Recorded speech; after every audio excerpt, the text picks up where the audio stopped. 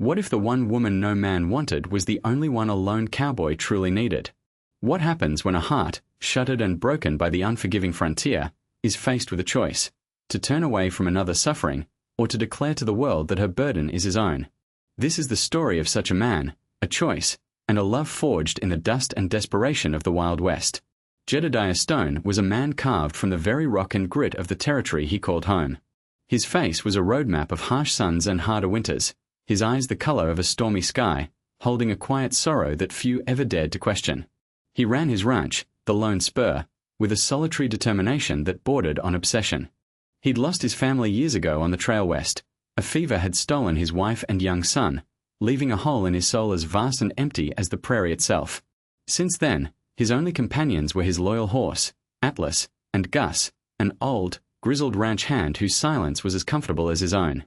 He was riding the fence line one blistering afternoon, the sun a merciless hammer against the anvil of the sky, when he saw it.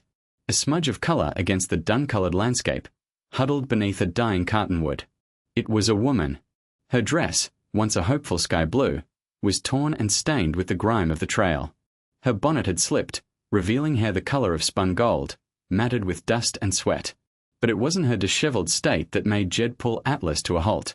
It was the gentle, protective curve of her hands over her swollen belly. She was with child, and she was utterly alone. He dismounted slowly, his movements measured so as not to spook her. She looked up, and her eyes, wide and panicked, were the most startling shade of green he had ever seen, like new leaves after a spring rain. Fear and defiance warred in them.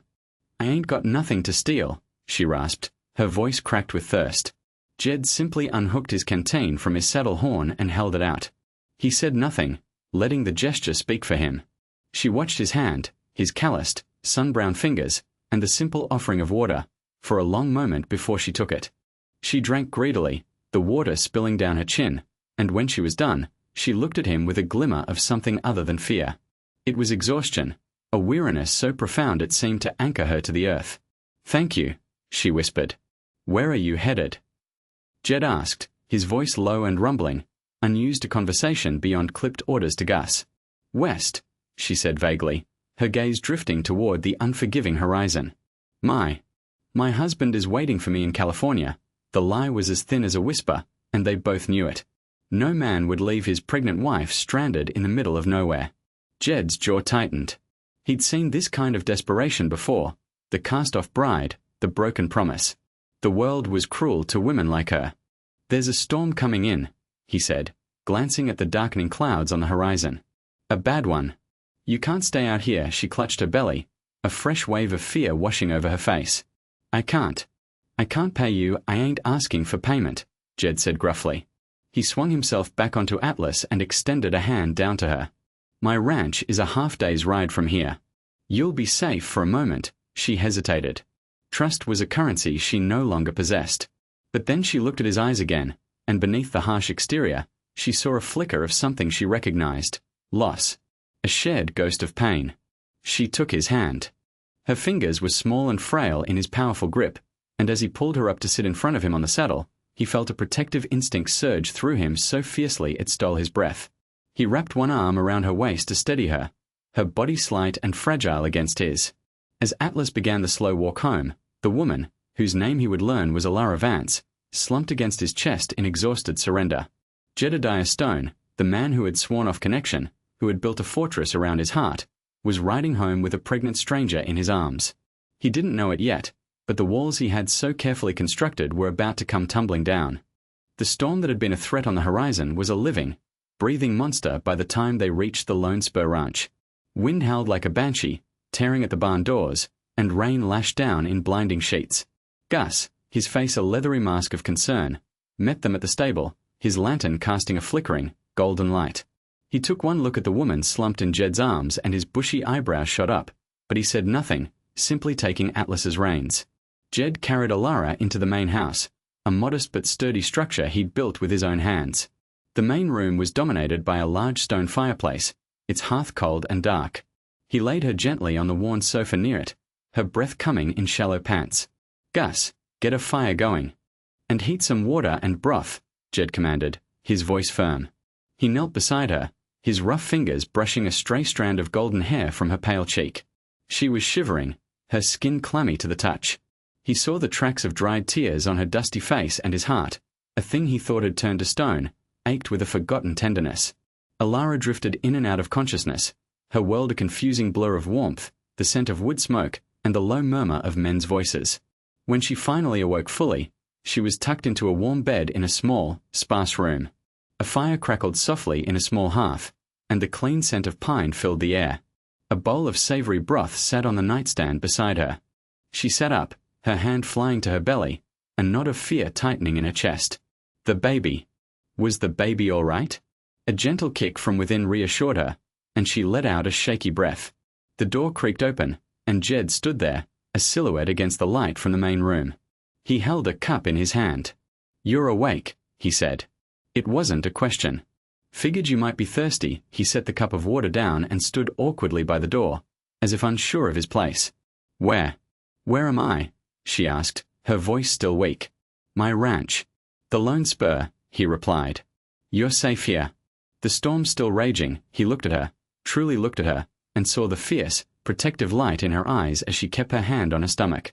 He understood that look. It was the same look his own wife, Sarah, used to have. The thought was a sudden, sharp pain, a ghost visiting him unbidden. He pushed it away. "My name is Jedediah Stone Alara Vance," she offered quietly. An uneasy silence settled between them, filled only by the crackle of the fire and the howl of the wind outside. She was a world of trouble he didn't need, a complication his solitary life had no room for. Yet, watching her sip the water, her delicate hands trembling slightly, he couldn't bring himself to regret his decision. He saw not a burden, but a survivor. "You should rest," he said, turning to leave. "Wait," she called out, her voice stronger now. "Why? Why are you helping me?" Jed paused at the door, his back to her. He thought of the tiny graves on the hill behind the house, of the promises he'd made to a God he no longer believed in. He thought of the crushing loneliness that was his constant companion. "Because," he said, his voice rough with an emotion he couldn't name, "nobody should have to face a storm alone." He left, closing the door softly behind him, leaving Alara to stare at the wood grain, a single tear tracing a clean path through the dirt on her cheek. Out in the main room, Gus was stoking the fire. He looked up at Jed, his expression unreadable. "You're taking on a whole heap of trouble, boss," the old man grumbled, though there was no malice in his tone. "A woman like that, with a child on the way and no man in sight. Folks in town ain't gonna be kind." "I don't much care what folks in town think," Jed stated flatly, pouring himself a cup of coffee that was thick enough to stand a spoon in. "She needed help. Help's one thing," Gus countered, wiping his hands on his trousers. "Harboring her is another. There's a story there, Jed. A story that likely ends with a man coming to look for her. A man who might not be too happy to find her here." Jed stared into the dancing flames, the firelight catching the hard lines of his face. He knew Gus was right. Trouble had a way of following people, and Alara Vance had the look of someone who had been running from it for a long time. But as he remembered the feel of her, so fragile in his arms, and the defiant spark in her exhausted green eyes, he knew he couldn't have done anything different. For the first time in years, the silence of his home was broken by the sound of another's breathing, and for reasons he couldn't comprehend, it didn't feel like an intrusion. It felt right. He had opened his door to a stranger, and in doing so, he had unknowingly opened a door in his own heart, letting in a sliver of light to a place that had been dark for far too long. The days that followed settled into a quiet, tentative rhythm. The storm passed, leaving the world washed clean and smelling of rain-soaked sagebrush.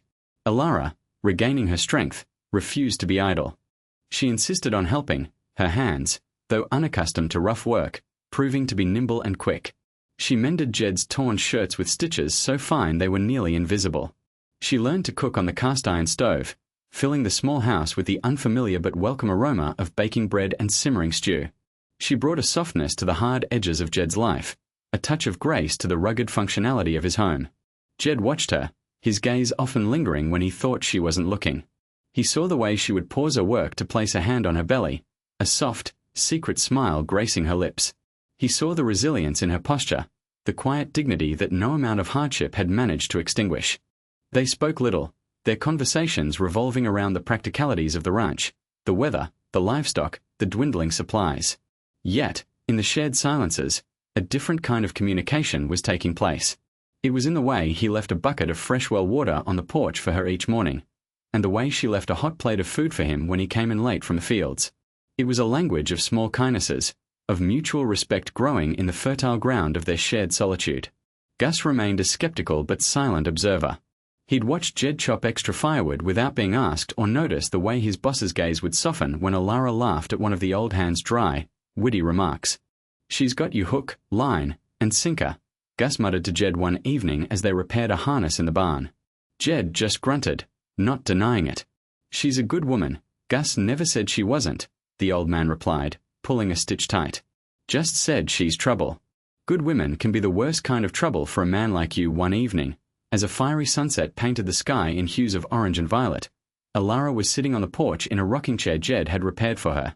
He came and sat on the steps, cleaning his rifle, the scent of oil and metal mingling with the cool evening air. "You've never asked," she said softly, her voice barely disturbing the twilight calm. Jed stopped his work, looking up at her. "Asked what?" "About him." "The baby's father," he resumed his task, his movements deliberate. "It ain't my place to ask, Alara. A person's past is their own." Her hands tightened in her lap. The kindness in his refusal was almost more painful than a direct question would have been. It made her want to tell him, to unburden the heavy secret she carried. "His name was Silas," she began, her voice trembling slightly. "Silas Blackwood. His family owns one of the biggest trading posts back east. He was charming. He promised me everything. A home, a family, a life I'd only dreamed of." She paused, swallowing hard. "We were to be married. But when I told him about the baby, everything changed. His family wouldn't approve. He said I was a complication, a mistake that needed to be erased." The words tumbled out, a torrent of pain and betrayal. "He gave me some money and a ticket for a stagecoach heading west. He told me to disappear, to never speak his name again. The money ran out in Redemption Creek. The stage left without me. I've been walking ever since." Jed had stopped cleaning his rifle. His knuckles were white where he gripped the stock. The name Silas Blackwood stirred a vague, unpleasant memory, but he couldn't place it. All he could focus on was the raw pain in Alara's voice. He felt a cold, hard fury rise within him, a rage directed at the faceless man who could so callously discard a woman carrying his child. He wanted to find this Silas and make him pay for every tear she had shed. But he knew that wasn't what she needed right now. He stood up and walked over to her, kneeling in front of the rocking chair. He gently took her hands in his. They were cold. "He was a fool, Alara," he said, his voice a low, steady rumble. "A blind fool to throw away a treasure like you." Her green eyes filled with tears, but this time they weren't tears of sorrow. They were tears of gratitude, of relief. In his simple, earnest words, she felt a validation she hadn't realized she was so desperate for. He hadn't judged her. He hadn't recoiled. He had simply seen her worth. In that moment, kneeling before her in the fading light, Jedediah Stone was no longer just a rescuer. He was her anchor. And Alara Vance was no longer just a woman he had taken in. She was the keeper of a light he thought had been extinguished in him forever. The fragile seed of their connection had taken root, and was beginning to grow into something far stronger and more profound than either of them could have imagined. The town of Redemption Creek was a day's ride from the Lone Spur, a necessary evil for supplies and news. Jed had put off the trip for as long as he could, knowing the kind of gossip that would be stirred by his arrival with Alara. But their supplies were low, and Alara needed things for the coming baby. He decided they would go together, a united front against the inevitable tide of whispers and stares. As they rode into the dusty main street in Jed's wagon, a hush fell over the town. Windows were parted, conversations on the boardwalk faltered. The townspeople of Redemption Creek were not unkind, but they were wary of outsiders and fiercely protective of their rigid moral codes. A lone woman, pregnant and without a husband, was a scandal. That she was with Jedediah Stone, the reclusive rancher who hadn't shown interest in a woman since his wife died, was a mystery that demanded solving. The first stop was the general store, run by a portly, balding man named Mr. Henderson and his sharp-eyed wife. As Alara perused fabrics for baby clothes, her belly a prominent and undeniable truth, Mrs. Henderson cornered Jed by the sacks of flour. "Jedediah," she began, her voice a conspiratorial whisper, "the whole town is talking. Who is she? It isn't proper, you having her out at your place, a woman in her." Conditioned, Jed's eyes turned to ice. Her name is Alara Vance, Martha. And she is my guest. That's all you or anyone else needs to know. His tone was final, a clear warning that shut down any further inquiry. But the damage was done. Alara had heard. She kept her head held high, her cheeks flushed with a mixture of shame and defiance, as she paid for her items. Outside, the whispers followed them like shadows. Men on the saloon porch tipped their hats to Jed but let their eyes linger on Alara with a mixture of pity and contempt. Women pulled their children a little closer as they passed. Each stare was a small cut, each muttered comment a sting of salt in the wound. Alara felt her resolve begin to crumble. She had faced starvation and abandonment, but this public shaming felt like a different kind of cruelty, a slow, suffocating poison. As they were loading their supplies into the wagon, a new figure emerged from the saloon. He was tall and impeccably dressed in a tailored black coat, his boots polished to a mirror shine. His face was handsome, but his smile didn't reach his cold, calculating eyes. He stopped dead when he saw Alara, his smile faltering for a fraction of a second before being replaced by a look of sheer, predatory delight. "Well, well," the man drawled, his voice smooth as oiled leather. "Alara, my dear. I've been looking all over for you." Alara froze, the color draining from her face. The world seemed to tilt on its axis. It was him. Silas Blackwood. Jed saw the terror in her eyes and immediately stepped between them, his body a solid wall of protection.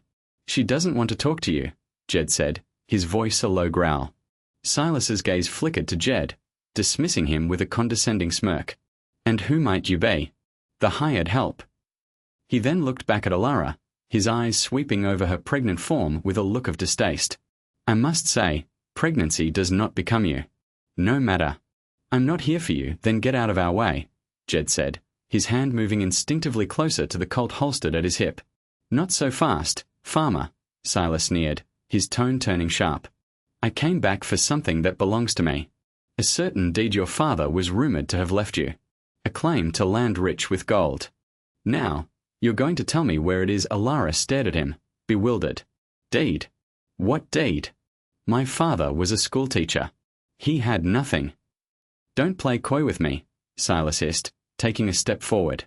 "I have it on good authority." "You have it, and I want it." Jed moved again, blocking his path completely.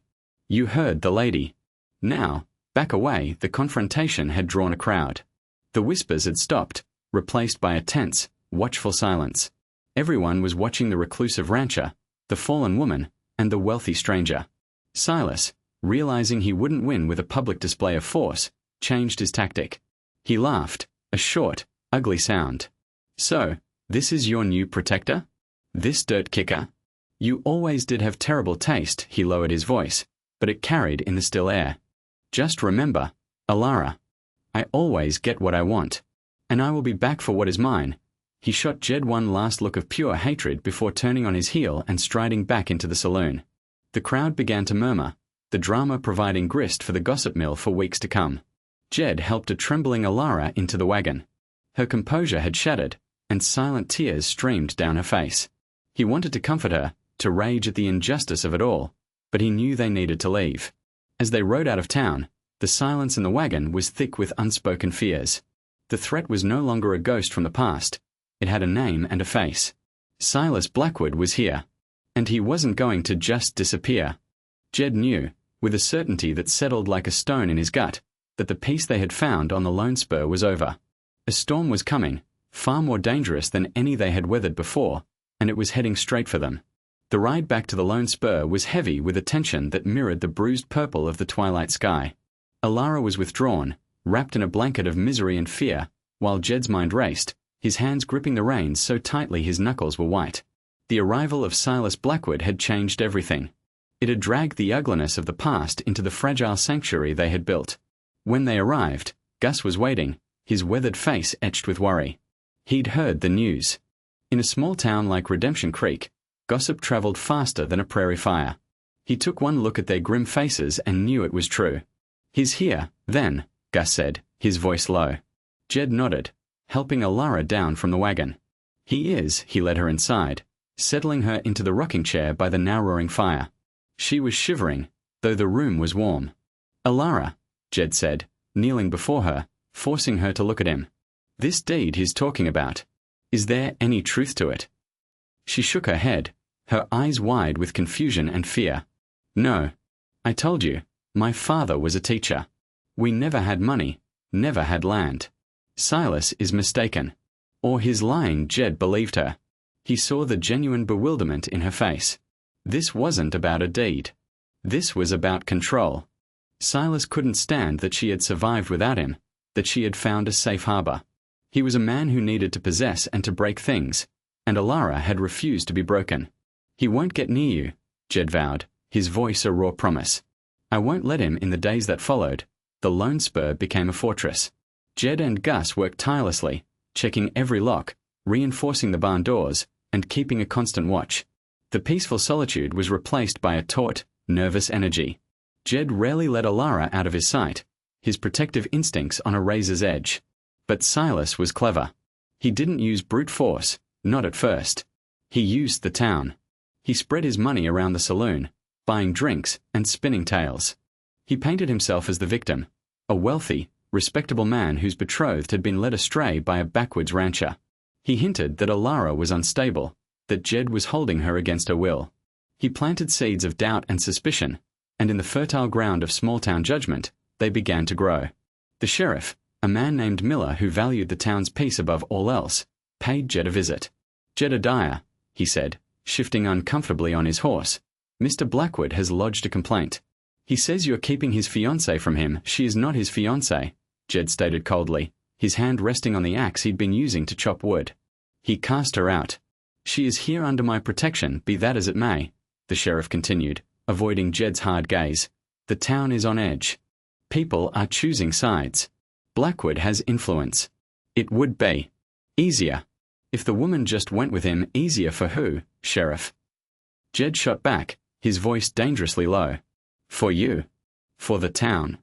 It wouldn't be easier for her, the sheriff sighed, defeated by Jed's unwavering resolve. Just watch your back, Jed. Blackwood is not a man to be trifled with. The pressure was mounting. Deliveries from town stopped. Old acquaintances who used to wave would now turn their heads when Jed rode by. He and Alara were being isolated, ostracized. The weight of it began to wear on Alara. She felt like a curse, a bringer of trouble to this good man who had only shown her kindness. One evening, she found Jed in the barn, staring out at the vast, starry sky. This is my fault, she whispered, her voice choked with guilt. I should leave. If I'm gone, Silas will leave you and Gus alone. Jed turned to face her, his expression unreadable in the dim lantern light. He stepped closer, cupping her face in his large, calloused hands. His touch was surprisingly gentle. Don't you ever say that, he said, his voice thick with an emotion she couldn't quite place. This is not your fault. This is his. And you are not leaving. This is your home now. His thumb stroked her cheek, and her breath caught in her throat. The space between them crackled with an unspoken energy, a current that had been building since the day he'd found her. All the shared meals, the quiet conversations, the small acts of care, it had all led to this moment. Why, Jed? She asked, her voice barely a whisper. Why are you doing all this for me? He looked into her eyes, those pools of green that had haunted his waking moments and filled his dreams. He saw his own reflection there, and for the first time, he didn't see the broken, lonely man he thought he was. He saw someone stronger, someone capable of love. Because when I look at you, Alara, he confessed, his voice husky, I feel alive again. You and that baby. You've brought this place back to life. You've brought me back to life. He leaned in and kissed her. It wasn't a kiss of wild passion, but of deep, profound tenderness. It was a kiss that spoke of shared sorrow and newfound hope, of gratitude and a promise for the future. It was the sealing of a bond that had been forged in a storm and tempered by adversity. When they broke apart, they simply held each other, the silence of the barn a sacred space around them. They were no longer just a rancher and a refugee. They were two halves of a whole, two lonely souls who had found their counterpart in the most unlikely of circumstances. But as they stood there, finding solace in each other's arms, they both knew that this was just the calm before the final, terrible storm. Silas Blackwood would not be deterred by whispers or warnings. He would come for them, and they would have to be ready. Silas's campaign of whispers and influence culminated in a public spectacle. He arranged a town meeting on the steps of the general store, ostensibly to discuss community safety but really to put Jed and Alara on trial in the court of public opinion. He stood before the assembled townsfolk, a portrait of righteous indignation. "This man, Jedediah Stone," he declared, his voice ringing with false sincerity, "has taken my betrothed, a woman clearly not in her right mind, and is holding her captive at his remote ranch. He preys on her vulnerability for his own twisted purposes." Jed and Alara arrived in the wagon just as he was speaking, having been warned by the store owner's wife, one of the few people who saw through Silas's charade. A path parted for them as they walked toward the steps, a sea of uncertain and accusatory faces. Alara clutched Jed's arm, her knuckles white, but her head was held high. She would not let this man see her cower. "That's a lie." Jed's voice boomed, cutting through the murmurs of the crowd. "You abandoned her. You threw her away like she was nothing. He's a liar." Silas spat, pointing a finger at Alara's belly. "And that child she carries is a bastard with no name, a shame to this decent community." A collective gasp went through the crowd. The accusation, so brutally delivered, hung in the air like a foul stench. Alara flinched as if struck, a wounded cry escaping her lips. In that instant, something in Jedediah Stone snapped. The quiet, reserved man was gone, replaced by a pillar of righteous fury. He stepped in front of Alara, shielding her completely. He locked eyes with Silas, and his voice, when he spoke, was not loud, but it carried with the weight of an unbreakable oath, a declaration that would echo through the town's history for years to come. "You're wrong," Jed said, his voice clear and steady, silencing the entire street. "That baby has a name. It will be Stone." He turned his gaze from Silas to the stunned faces of the townspeople, his eyes sweeping over them, daring them to challenge him. He then looked back at a shocked and teary-eyed Alara, his expression softening with a tenderness that made her heart ache. "That baby's mine too," he declared, his voice ringing with conviction. "I'll take her." The words were a thunderclap in the charged silence. He wasn't just defending her, he was claiming them. In front of God and everyone, he was offering her his name, his protection, his future. He was taking her shame and transforming it into his honor. Silas stared, his handsome face contorted in an ugly mask of disbelief and rage. He had lost. In one swift, stunning move, Jed had not only defended Alara but had also elevated her, giving her a legitimacy that no one in Redemption Creek could deny. The townsfolk murmured amongst themselves, their expressions shifting from suspicion to grudging respect, and for some, outright admiration.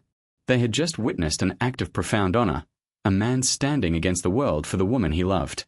Enraged and publicly humiliated, Silas shoved his way through the crowd, his eyes promising retribution.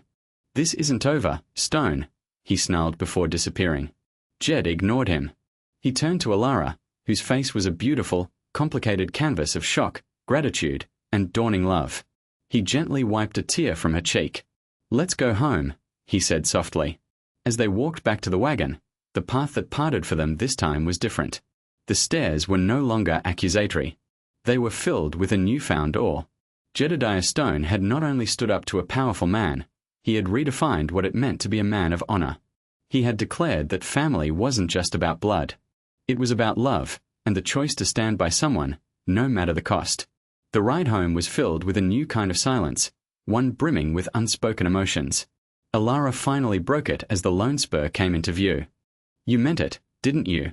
she asked, her voice trembling. "What you said back there." Jed pulled the wagon to a stop and turned to face her. He took her hand, his thumb tracing circles over her knuckles. "I've never meant anything more in my life, Alara. I love you. And I love that child you're carrying as if it were my own." Tears streamed freely down her face now, tears of pure, unadulterated joy. "I love you too, Jedediah Stone," she whispered. But their moment of peace was short-lived. As they crested the final hill, a horrifying sight met their eyes. Smoke. Thick, black smoke was billowing from the direction of their barn. Silas, denied his public victory, had resorted to the coward's weapon, fire. Jed's face hardened into a mask of grim determination.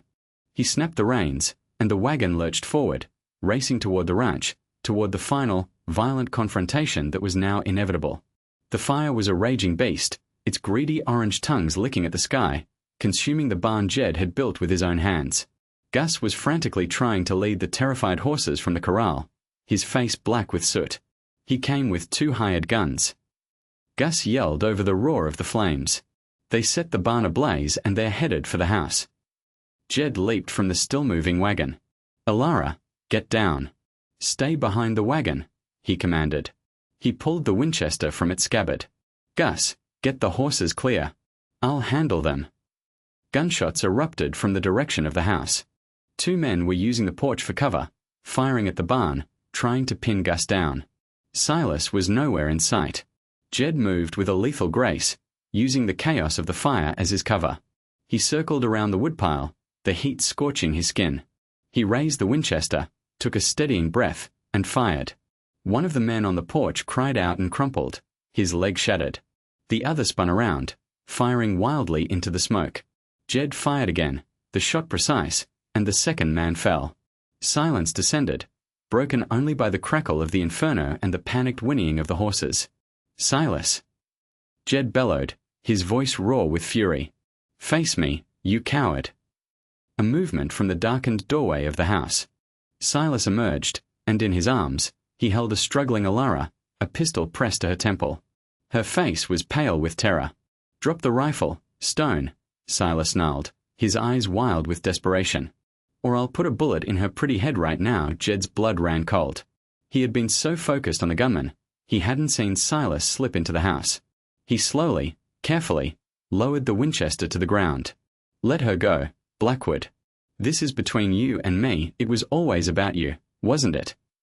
Silas spat, dragging Alara toward the center of the yard. "You had to play the hero. You couldn't just let me have what was mine. She was never yours," Jed said, his voice dangerously calm as he began to walk slowly toward them.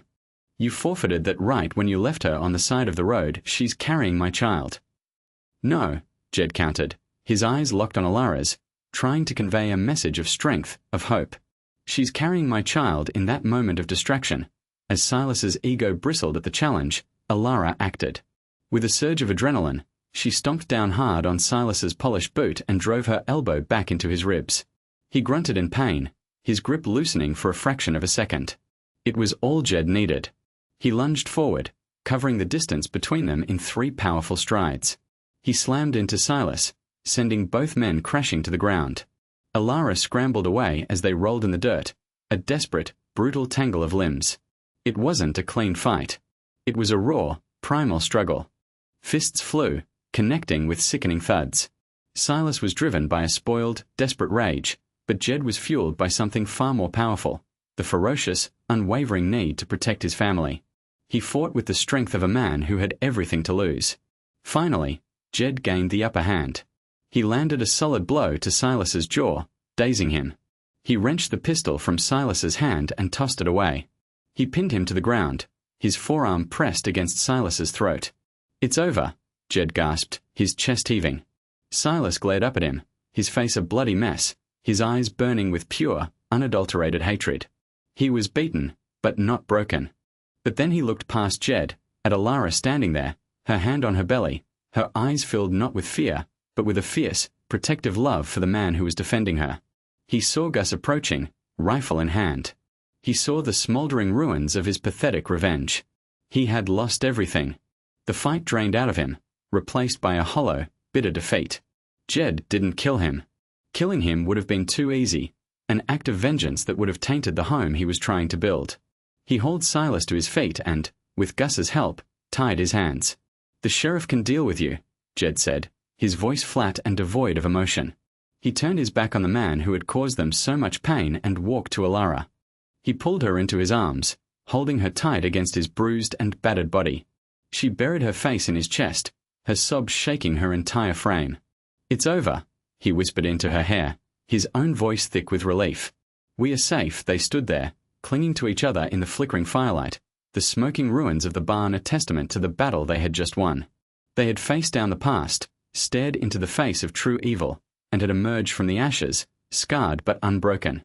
Their love, forged in desperation and tempered in fire, was now indestructible.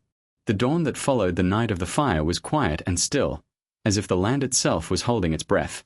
The barn was a blackened, skeletal ruin, a stark reminder of the violence that had visited them. But the house stood strong, and inside, a new family was beginning to heal. Sheriff Miller arrived with 2 deputies, his face a mixture of apology and respect. He took a subdued and battered Silas Blackwood into custody, charging him with arson and attempted murder.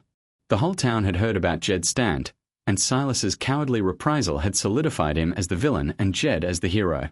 As the sheriff led him away, Silas looked back at Jed and Alara standing on the porch, a final, venomous glare in his eyes. But there was no power in it anymore. He was just a bitter, defeated man. The townspeople, shamed by their earlier judgment and inspired by Jed's courage, came to help. Mr. Henderson from the general store arrived with a wagon full of lumber and supplies, a donation from the community. Mrs. Henderson brought fresh-baked bread and blankets. Men who had once turned their heads away now offered their strong backs and skilled hands to help rebuild the barn. They worked alongside Jed and Gus, the sounds of hammers and saws replacing the echoes of gunfire. It was an apology offered in sweat and timber, a community rebuilding not just a barn, but also its own moral compass. Alara, unable to do heavy labor, organized the effort, directing the men and providing water and food. She was no longer the outcast. She was the heart of the Lone Spur, the resilient matriarch of this growing family of friends and neighbors. In the quiet evenings, after the helpers had gone home, Jed and Alara would sit on the porch and watch the new frame of the barn rise against the sunset. One evening, Jed turned to her, his hand covering hers where it rested on her belly. "We should get married," he said.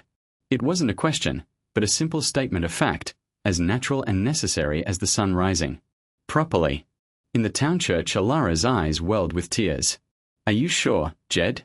After everything. The gossip. The shame I brought," he silenced her with a gentle finger to her lips. "You brought me hope, Alara. You brought me a reason to live again. There is no shame in you. There is only strength. I want the whole world to know that you are my wife." Their wedding was a simple affair, but the small church in Redemption Creek was filled to bursting. The entire town came to witness the union, a celebration of love's triumph over malice. Gus stood as Jed's best man, his grizzled face beaming with pride. Mrs. Henderson stood by Alara's side. When the preacher asked who gave this woman, Alara looked out at the sea of faces, at the community that had once scorned her and now embraced her, and she smiled. "I give myself," she said, her voice clear and strong. To this good man a year later, the new barn stood tall and proud, a symbol of their resilience. The ranch was thriving, more prosperous than ever before. But the greatest change was the sound that now filled the small house, the happy gurgle of a baby. Alara had given birth to a beautiful, healthy baby girl with her mother's startling green eyes and, Jed swore, his own stubborn chin. They named her Hope. One evening, Jed stood on the porch, rocking his daughter in his arms as he watched Alara hang laundry on the line, her golden hair catching the last rays of the setting sun. She caught his eye and smiled, a smile so full of love and contentment it made his heart swell. He looked down at the tiny, perfect child in his arms, her little hand wrapped around his finger. He thought back to the lonely, broken man he had been, a man living in the shadow of his past. He had seen a woman in need and offered a simple kindness, never imagining it would lead him here, to this moment of perfect, profound peace. He had saved her, yes, but in truth, she, and the child she carried, had saved him far more. Have you ever seen a love so fierce it could build a family from ashes? A love so powerful it could turn a mark of shame into a badge of honor?